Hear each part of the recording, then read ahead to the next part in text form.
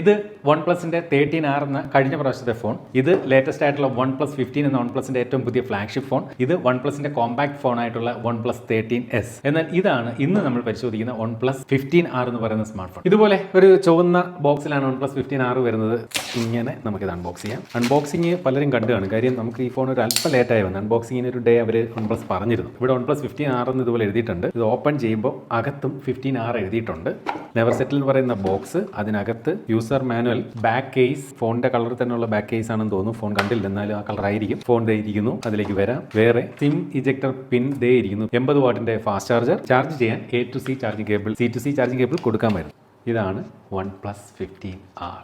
ഈ സ്റ്റിക്കർ ഇങ്ങനെ ഒഴിവാക്കാം. നോക്കി, OnePlus 15Rന്റെ മുൻഗാമിയായിട്ടുള്ള OnePlus 13Rലേക്ക് ചെല്ലുമ്പോൾ ആ ഒരു ക്യാമറ മൊഡ്യൂളൊക്കെ ഇത്തരത്തിലൊരു റൗണ്ട് ഷേപ്പിലായിരുന്നു. എന്നാൽ OnePlus 13S എന്ന് പറയുന്ന അവരുടെ കോമ്പാക്ട് ഫോണിലേക്ക് വന്നപ്പോഴാണ് അവർ ഇത്തരത്തിൽ ഡിസൈൻ ഒന്ന് മാറ്റി പിടിക്കുകയൊക്കെ ചെയ്തത്. ആ ഒരു 13Sന്റെ ആ ഒരു ഡിസൈൻ ഏതാണ്ട് അതുപോലെ നിലനിർത്തിയിരുന്നു OnePlus 15ൽ. ഇപ്പോൾ OnePlus 15Rലേക്ക് വന്നപ്പോൾ ഏകദേശം 13Sന്റെ ഒരു വലിയ രൂപമാക്കിയാണ് ഈ ഒരു ഫോണിനെ അണിയിച്ചൊരുക്കിയിരിക്കുന്നത്. ഫോണിന്റെ ബാക്കിലെ ക്യാമറ മൊഡ്യൂളൊക്കെ കണ്ടു കഴിഞ്ഞാൽ കൃത്യം OnePlus 13Sന്റെ അതേ ഒരു ഡിസൈനാണ് കൊടുത്തിരിക്കുന്നത്. ഈ ഒരു ഫോണിന് ഇതുപോലെ മെറ്റാലിക് ഫ്രെയിമും ബാക്ക് ഗ്ലാസ് ബോഡിയുമാണ് കൊടുത്തിരിക്കുന്നത്. IR ബ്ലാസ്റ്റ് കൊടുത്തിട്ടുണ്ട്. അതുപോലെ സാധാരണ OnePlus ഫോണുകളിൽ മുൻപ് കണ്ടിരുന്ന അലർട്ട് സ്ലൈഡറിന് പകരമായിട്ട് കഴിഞ്ഞ കുറെ ഫോണുകളായിട്ട് ഇപ്പോൾ അവർ ഇത്തരം ഒരു AI കീ ആണ് നൽകുന്നത്. ഫോണിന്റെ ബാക്ക് ഇത്തരം ഒരു ഫിനിഷ് കൊടുത്തിരിക്കുന്നത് കൊണ്ട് തന്നെയും ഫിംഗർ പ്രിന്റ് ഒന്നും പതിയുകയില്ല. അതുപോലെ ഈ ഒരു ഫോണിനകത്ത് സിം കാർഡ് വന്നിട്ട് ഡ്യുവൽ നാനോ സിം കാർഡാണ് നൽകിയിരിക്കുന്നത്. ഫോണിന് 219 ഗ്രാം ഉണ്ട്. അതുപോലെ ഇതിന്റെ ഒരു തിക്നെസ് വന്നിട്ട് 8.3 മില്ലിമീറ്റർ ആണ്. ഇതിന്റെ ഒരു ഇൻ ഹാൻഡ് ഫീൽ പറയുകയാണെങ്കിൽ ഇപ്പോൾ ഈ ഒരു ഫോൺ ഒരു അല്പം വലിയ ഒരു സൈസാണ് നമുക്ക് ഫീൽ ചെയ്യുന്നത്. ഒരു ബോക്സി ഡിസൈൻ ഒക്കെ ആയതുകൊണ്ട് തന്നെയും അത്ര ബെറ്റർ ആയിട്ടുള്ള ഒരു ഇൻ ഹാൻഡ് ഫീൽ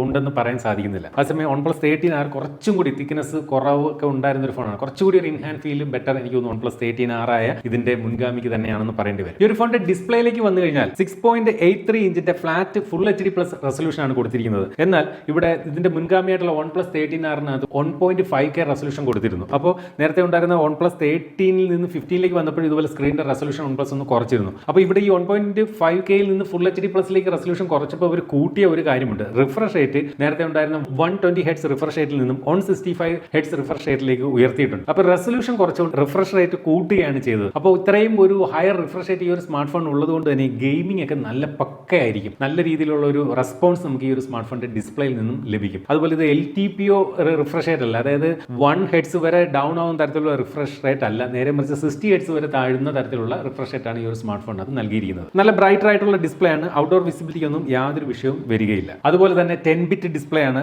HDR10+ സപ്പോർട്ടും ഒക്കെ ഈ ഒരു സ്മാർട്ട് ഫോണിനകത്ത് നൽകിയിട്ടുണ്ട്. സ്ക്രീൻ ഗാർഡ് പ്രീ അപ്ലൈഡ് ആയിട്ടാണ് വരുന്നത്. യൂട്യൂബിലൊക്കെ നമ്മൾ വീഡിയോ പ്ലേ ചെയ്യുമ്പോൾ HDR വീഡിയോകളുടെ സപ്പോർട്ടും ഈ ഒരു ഫോണിനകത്ത് ലഭിക്കുന്നുണ്ട്. അതുപോലെ തന്നെ ഫോണിന്റെ ഡിസ്പ്ലേക്ക് ഇത്തരത്തിൽ ഓൾവേസ് ഓൺ ഡിസ്പ്ലേയും നൽകിയിട്ടുണ്ട്. ഫോണിന്റെ ഡിസ്പ്ലേക്ക് പോറലുകളൊന്നും വരാതിരിക്കുന്നതിന് വേണ്ടി കോണിംഗ് ഗോറില്ല ഗ്ലാസ് 7i പ്രൊട്ടക്ഷനും ഈ ഫോണിനകത്ത് കൊടുത്തിട്ടുണ്ട്. ഈ ഒരു ഫോണിന്റെ മറ്റൊരു പ്രത്യേകതയാണ് സ്നാപ്ഡ്രാഗൺ Gen 5 എന്ന് പറയുന്ന പ്രോസറുമായിട്ടാണ് ഈ ഒരു സ്മാർട്ട് ഫോൺ വരുന്നത്. ആദ്യമായിട്ടാണ് ഈ ഒരു പ്രോസറുമായിട്ട് ഒരു ഫോൺ. അതാണ് OnePlus 15Rന്റെ ഏറ്റവും വലിയ സവിശേഷത. നമുക്കറിയാം, നേരത്തെ സ്നാപ്ഡ്രാഗൺ 8 Elite എന്ന് പറയുന്ന പ്രോസർ ഉണ്ടായിരുന്നു. അതിനുശേഷം 8 Elite Gen 5 എന്ന് പറയുന്ന പ്രോസറാണ് OnePlus 15ൽ വന്നത്. എന്നാൽ അതിനും അല്പം താഴെ നിൽക്കുന്ന ഒരു പ്രോസറായിട്ടാണ് ഈ പറയുന്ന 8 Gen 5 എന്ന സ്നാപ്ഡ്രാഗൺ പ്രോസറിനെ ഒരുക്കിയിരിക്കുന്നത്. നമ്മൾ ഈ ഒരു ഫോണിന്റെ ആന്റിറ്റ്യൂ സ്കോർ ഇവിടെ ടെസ്റ്റ് ചെയ്ത് നോക്കി. ഏതാണ്ട് 2.8 മില്യൺ 3 മില്യൺ അടുത്തുള്ള ഒരു ആന്റിറ്റ്യൂ സ്കോർ ആണ് നമുക്ക് ഇവിടെ ലഭിക്കുന്നത്. നിങ്ങൾക്കിപ്പോൾ ഈ ഒരു ഗെയിം പ്ലേ കാണുമ്പോൾ തന്നെ മനസ്സിലാവും ഇതിന്റെ ഒരു ഗെയിമിംഗ് എക്സ്പീരിയൻസ് എത്രത്തോളം ബെറ്റർ ആണെന്നുള്ളത്. നമ്മൾ ഈ ഒരു ഡിവൈസിൽ BGMIയും അതേപോലെ തന്നെ കോൾ ഓഫ് ഡ്യൂട്ടിയും എക്സ്പീരിയൻസ് ചെയ്ത് നോക്കി. കോൾ ഓഫ് ഡ്യൂട്ടിയുടെ കേസ് പറഞ്ഞു കഴിഞ്ഞാൽ ഗ്രാഫിക് ക്വാളിറ്റി മീഡിയത്തിൽ നമുക്ക് frame rate 165 FPS game play സാധ്യമാണ്. ലാഗോ ഇഷ്യൂസോ ഒന്നുമില്ല. വളരെ സ്മൂത്ത് ആയിട്ടുള്ള ഒരു ഗെയിമിംഗ് എക്സ്പീരിയൻസ് തന്നെയാണ് കോൾ ഓഫ് ഡ്യൂട്ടിയിൽ നമുക്ക് എക്സ്പീരിയൻസ് ചെയ്യാൻ കഴിയുന്നത്. 165 FPS വ്യത്യാസം നല്ല രീതിയിൽ നമുക്ക് ഫീൽ ചെയ്യാൻ സാധിക്കുന്നുണ്ട്. അതുപോലെ തന്നെ ഇതിന്റെ ഒരു CP ത്രോട്ട്ലിംഗ് ടെസ്റ്റ് നമ്മൾ നടത്തി നോക്കി. ത്രോട്ട്ലിംഗ് ഇഷ്യൂസ് ഒന്നും അങ്ങനെ കാണിക്കുന്നില്ല. അതേസമയം OnePlus 15ന്റെ വീഡിയോ നമ്മൾ ചെയ്താണ് നിങ്ങൾ കണ്ടത് ഓർക്കും. ഒരുപാട് ത്രോട്ട്ലിംഗ് ഇഷ്യൂ ഒക്കെ OnePlus 15ൽ കാണിച്ചിരുന്നു. BGMIയിലേക്ക് വന്നു കഴിഞ്ഞാൽ ഗ്രാഫിക്സ് സൂപ്പർ സ്മൂത്തിൽ ഇട്ട് കഴിഞ്ഞാൽ നമുക്ക് ഫ്രെയിം റേറ്റ് അൾട്രാ എക്സ്ട്രീം, അതായത് 120 FPS ഗെയിം പ്ലേ സാധ്യമാണ്. ഈ ഒരു ഗെയിം പ്ലേ കാണുമ്പോൾ നിങ്ങൾക്ക് മനസ്സിലാവും ഒരു തരത്തിലുള്ള ലാഗോ ഇഷ്യൂസോ ഫ്രെയിം ഡ്രോപ്പോ കാര്യങ്ങളോ ഒന്നും തന്നെ ഗെയിമിങ്ങിനകത്ത് എക്സ്പീരിയൻസ് ചെയ്യാൻ സാധിക്കുന്നില്ല. വളരെ സ്മൂത്ത് ആയിട്ടുള്ള വളരെ മികച്ചൊരു ഗെയിം പ്ലേ തന്നെയാണ് ഈ ഒരു ഡിവൈസ് നമുക്ക് BGMIയിൽ സമ്മാനിക്കുന്നത്. എല്ലാ മാപ്പിലും കൺസിസ്റ്റന്റ് ആയിട്ടുള്ള ഒരു പെർഫോമൻസ് തന്നെ ഈ ഒരു ഡിവൈസ് തരുന്നുണ്ട്. അപ്പോൾ ഈ ഒരു ഫോണിന് ഏകദേശം പല സ്പെസിഫിക്കേഷൻ വൈസ് നോക്കി കഴിഞ്ഞാലും OnePlus 15 അടുത്ത് നിൽക്കുന്നു എന്നുള്ളതാണ് ഈ ഒരു ഫോണിന്റെ ഏറ്റവും വലിയ ഹൈലൈറ്റ് ആയിട്ട് പറയേണ്ടത്. അതുപോലെ മാക്സിമം നമുക്ക് ഈ ഫോണിനകത്ത് 12GB റാമും 512GB ഇന്റൽ സ്റ്റോറേജും കിട്ടും. ആ സ്റ്റോറേജ് ടൈപ്പ് എന്ന് പറയുന്നത് UFS 4.1 റാം ടൈപ്പ് എന്ന് പറയുന്നത് LPDDR5X Ultra എന്ന OnePlus 15 തന്നെ കണ്ട സെയിം റാം ടൈപ്പാണ് ഈ ഒരു ഫോണിനകത്ത് കൊടുത്തിരിക്കുന്നത്. ഇതെല്ലാം കൂടി ചേരുമ്പോൾ മികച്ച ഒരു പെർഫോമൻസ് ഈ ഒരു സ്മാർട്ട് ഫോൺ കാഴ്ചവെക്കും. അതുപോലെ തന്നെ ഈ ഒരു ഫോണിനകത്ത് 3 ചിപ്പുകളാണ് കൊടുത്തിരിക്കുന്നത്. അതായത് പ്രോസസർ ഒന്ന്, പിന്നെ ബെറ്റർ ആയിട്ടുള്ള ടച്ച് റെസ്പോൺസിന് വേണ്ടി മറ്റൊരു ചിപ്പ് കൊടുത്തിട്ടുണ്ട്, ബെറ്റർ ആയിട്ടുള്ള വൈഫൈ കണക്ടിവിറ്റിക്ക് വേണ്ടി മൂന്നാമതൊരു ചിപ്പ് കൊടുത്തിട്ടുണ്ട്. അങ്ങനെ ഈ ഒരു 3 ചിപ്പ് ഇത് നമ്മൾ OnePlus 15 കണ്ടതാണ് ഇത്തരം ഒരു 3 ചിപ്പ്. ആ 3 ചിപ്പുകൾ ഈ OnePlus 15R എന്ന താരതമ്യേന OnePlus 15 നിന്നും വില കുറഞ്ഞു വരാൻ പോകുന്ന ഈ ഒരു ഫോണിനകത്തും നൽകിയിട്ടുണ്ട് എന്നുള്ളതും പ്രത്യേകതയാണ്. അടുത്തായിട്ട് ഇതിന്റെ ഒരു ബാറ്ററി സൈഡിലേക്ക് വന്നു കഴിഞ്ഞാൽ ഞാൻ ഇന്ന് വരെ ഇവിടെ റിവ്യൂ ചെയ്ത ഫോണുകളിൽ വെച്ച് ഏറ്റവും ബാറ്ററി കപ്പാസിറ്റി ഉള്ള ഫോൺ എന്ന വിശേഷണം ഇതിന് അർഹിക്കപ്പെട്ടിട്ടുണ്ട്. കാരണം 7400 mAh ബാറ്ററി കപ്പാസിറ്റിയുമായിട്ടാണ് ഈ ഒരു സ്മാർട്ട് ഫോൺ വരുന്നത്. എന്റെ ഓർമ്മ ശരിയാണെങ്കിൽ 7300 mAh ബാറ്ററിയായിട്ട് വരുന്ന ഒരു ഫോൺ നമ്മൾ ഇവിടെ റിവ്യൂ ചെയ്തിട്ടുണ്ട്. പക്ഷേ ഇത് 7400 mAh ബാറ്ററി. എനിക്ക് തോന്നുന്നു എങ്ങനെ പോയാലും ഒരു നോർമൽ യൂസ് ഒക്കെ ഉള്ളവർക്ക് ഒരു 3 ദിവസമൊക്കെ ബാറ്ററി 2.5 ദിവസം 3 ദിവസം എന്തായാലും നിൽക്കുമെന്നാണ് എനിക്ക് തോന്നുന്നത്. ഞാൻ അങ്ങനെ അധികം ഈ ഒരു ഫോൺ ഉപയോഗിച്ചിട്ടില്ല, സിം കാർഡ് ഇട്ട്, അതുകൊണ്ടാണ് എനിക്ക് അത് കൃത്യമായി പറയാൻ സാധിക്കാത്തത്. മാത്രമല്ല 80 വാട്ടിന്റെ ഫാസ്റ്റ് ചാർജിംഗ് സപ്പോർട്ടും ഈ ഒരു സ്മാർട്ട് ഫോണിന് നൽകിയിട്ടുണ്ട്. എന്നാൽ വയർലെസ് ചാർജിംഗ് സപ്പോർട്ട് നൽകിയിട്ടില്ല. നിങ്ങൾക്ക് വയർലെസ് ചാർജിംഗ് പോലുള്ള പ്രീമിയം ഫീച്ചറുകൾ വേണമെങ്കിൽ OnePlus 15 എന്ന ഫോൺ തന്നെ നോക്കണം. കാരണം 50 വാട്ടിന്റെ വയർലെസ് ചാർജിംഗുമായിട്ടാണ് OnePlus 15 പുറത്തിറക്കിയത്. ക്യാമറയിലേക്ക് വന്നാൽ ഈ ഒരു ഫോണിനകത്ത് ഒരു ചെറിയ കുറവ് വരുത്തിയിട്ടുണ്ട് എന്ന് മനസ്സിലാവും. അതായത് നമ്മുടെ ഇതിന്റെ മുൻഗാമിയായിട്ടുള്ള OnePlus 13R ബാക്കിൽ 3 ക്യാമറകൾ ഉണ്ടായിരുന്നു. ഒരു 50 മെഗാ പിക്സലിന്റെ ടെലിഫോട്ടോ സെൻസർ ഉണ്ടായിരുന്നു. എന്നാൽ OnePlus 15R വന്നപ്പോൾ ആ ഒരു ക്യാമറ, ടെലിഫോട്ടോ ക്യാമറ ഒഴിവാക്കി. അതൊരു കുറവ് തന്നെയാണെന്ന് വേണമെങ്കിൽ കൃത്യമായിട്ട് പറയേണ്ടി വരും. കാരണം ഈ പ്രൈസ് പോയിന്റിൽ ഇതിനകത്ത് ടെലിഫോട്ടോ സെൻസർ കൊടുത്തിട്ടില്ല എന്നുള്ളത് ഒരു കുറവ് തന്നെയാണ്. 2 ക്യാമറകൾ മാത്രമാണ് ഈ ഒരു സ്മാർട്ട് ഫോണിന്റെ ബാക്കിൽ. അപ്പോൾ ഈ പ്രൈസ് പോയിന്റിൽ ടെലിഫോട്ടോ ക്യാമറകൾ നൽകുന്ന വേറെ ഫോണുണ്ട്. അതല്ലെങ്കിൽ നിങ്ങൾക്ക് ടെലിഫോട്ടോ അത്യാവശ്യമാണെങ്കിൽ OnePlus 13R ഇപ്പോഴും നല്ലൊരു ചോയ്സ് ആണെന്ന് പറയേണ്ടി വരും. അപ്പോൾ എന്തായാലും അതൊരു വലിയ കുറവായിട്ട് നിലനിൽക്കുകയാണ് ഈ ഒരു ഫോണിന്റെ കേസിൽ. പക്ഷേ എടുത്തു പറയേണ്ട ഒരു കാര്യം, ഇതിന്റെ വീഡിയോ റെക്കോർഡിംഗ് റെസൊല്യൂഷനൊക്കെ കൂട്ടിയിട്ടുണ്ട്. അതായത് നമുക്ക് ബാക്ക് ക്യാമറ ഉപയോഗിച്ചുകൊണ്ട് നമുക്ക് 4Kയിൽ 120 FPS നമുക്ക് ഇത്തവണ വീഡിയോ ഷൂട്ട് ചെയ്യാൻ സാധിക്കും എന്നുള്ളതും ഈ ഒരു സ്മാർട്ട് ഫോണിന്റെ പ്രത്യേകതയാണ്. എന്നാൽ സെൽഫി ക്യാമറയിലേക്ക് വരുമ്പോൾ നമുക്ക് മാക്സിമം 4Kയിൽ 30 FPS വീഡിയോകളാണ് ഇത്തരത്തിൽ മാക്സിമം ഷൂട്ട് ചെയ്യാൻ സാധിക്കുന്നത്. ഇനി ഇതിന്റെ ഒരു ക്യാമറ പെർഫോമൻസിനെ പറ്റി പറഞ്ഞാൽ, ഞാൻ ഈ ഫോൺ ഉപയോഗിച്ചുകൊണ്ട് കുറച്ച് ഫോട്ടോകൾ എടുത്ത് നോക്കി. ഫോട്ടോകൾ നല്ല ഫോട്ടോകളും വീഡിയോകളും തന്നെയാണ് നൽകുന്നത്. പക്ഷെ ചെറിയൊരു പ്രശ്നം, ചില കളറുകളെ കൃത്യമായി പ്രോസസ്സ് ചെയ്യുന്നതിന് ഈ ഒരു ഫോണിനകത്തും ചെറിയ ഒരു പ്രശ്നം നമ്മൾ കാണുന്നുണ്ട്. ഉദാഹരണത്തിന് നമ്മൾ അത് OnePlus 15 ക്യാമറ റിവ്യൂവിലും കൃത്യമായി പറഞ്ഞാണ്.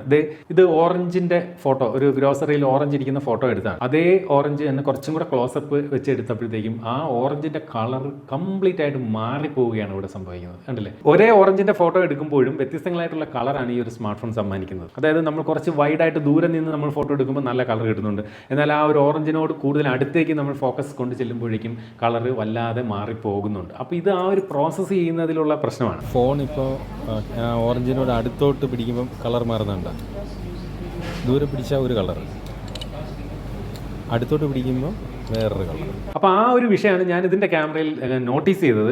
അതർ ദാൻ ദാറ്റ്, അത് ഒഴിച്ച് നിർത്തി കഴിഞ്ഞാൽ തരക്കേടില്ലാത്ത ക്യാമറ തന്നെയാണ് ഈ ഒരു സ്മാർട്ട് ഫോൺ സമ്മാനിക്കുന്നത്. കുഴപ്പമില്ലാത്ത വീഡിയോ ക്വാളിറ്റിയും അതുപോലെ ഫോട്ടോ ക്വാളിറ്റിയൊക്കെ ഈ ഒരു സ്മാർട്ട് ഫോൺ തരുന്നുണ്ട്. പക്ഷേ എനിക്ക് ഈ ഒരു കളർ പ്രോപ്പറായിട്ട് കിട്ടാത്തത്, ഫോട്ടോ എടുക്കുമ്പോൾ വീഡിയോയിൽ കറക്റ്റ് കളർ തന്നെ കിട്ടുന്നുണ്ട്, ആ ഓറഞ്ചിൻ്റെ കറക്റ്റ് പ്രോപ്പർ കളർ തന്നെ കിട്ടുന്നുണ്ട്. ആ ഒരു കളറിലുള്ള ആ ഒരു മിസ്മാച്ച് സത്യം പറഞ്ഞാൽ എന്നെ ചെറുതായിട്ട് ഈ ഒരു ഫോണിൻ്റെ ക്യാമറയിൽ നിരാശപ്പെടുത്തിയെന്ന് വേണം പറയാൻ. ഇതേ പ്രോസസ്സിംഗ് ട്യൂണിങ് തന്നെയാണ് OnePlus 15 നിന്ന് നടക്കുന്നത്. അവിടെയും നമ്മൾ ഓറഞ്ചിൻ്റെ ഫോട്ടോ എടുത്തപ്പോൾ ഇതുപോലെ തന്നെ ആയിരുന്നു, വ്യത്യസ്തമായ ഒരു കളറാണ് ലഭിക്കുന്നത്. ഇനി ഇതിന്റെ ഒരു ക്യാമറയുടെ സ്പെസിഫിക്കേഷനിലേക്ക് വന്നു കഴിഞ്ഞാൽ ബാക്കിൽ 50 മെഗാ പിക്സലിന്റെ പ്രൈമറി ക്യാമറയും 8 മെഗാ പിക്സലിന്റെ ഒരു അൾട്രാ വൈഡ് ആംഗിൾ ക്യാമറയുമാണ് ഉള്ളത്. സെൽഫി എടുക്കുന്നതിന് വേണ്ടി 32 മെഗാ പിക്സലിന്റെ ഒരു സെൽഫി ക്യാമറയും നൽകിയിട്ടുണ്ട്. നമ്മൾ വളരെ ക്വിക്കായിട്ട് ഫോട്ടോ എടുത്താലും കണ്ടില്ലേ, ഷട്ടറിലാകുന്നൊന്നും മിണ്ടാൻ പോലും പറ്റില്ല, അത്ര ഫാസ്റ്റ് ആയിട്ടാണ് ഇതിന്റെ ഒരു ക്യാമറ പെർഫോം ചെയ്യുന്നത്. അതുപോലെ എടുത്തു പറയേണ്ട മറ്റൊരു കാര്യമുണ്ട്, ഈ ഒരു ഫോണിന്റെ ഫിംഗർ പ്രിന്റ് പൊസിഷൻ കണ്ടില്ലേ, പ്രോപ്പർ പൊസിഷനിങ് ആണ്. നോക്കി, പക്ക പൊസിഷനിങ്ങും അതുപോലെ ഫാസ്റ്റുമാണ്. അൾട്രാസോണിക് ഫിംഗർ പ്രിന്റ് ആണ് ഇതിനകത്ത് നൽകിയിരിക്കുന്നത്. എന്നാൽ ഇതിന്റെ മുൻഗാമിയായിട്ടുള്ള OnePlus 13R ഫിംഗർ പ്രിന്റിന്റെ പൊസിഷൻ അല്ലേ ഒരുപാട് താഴെയാണ്. അപ്പോൾ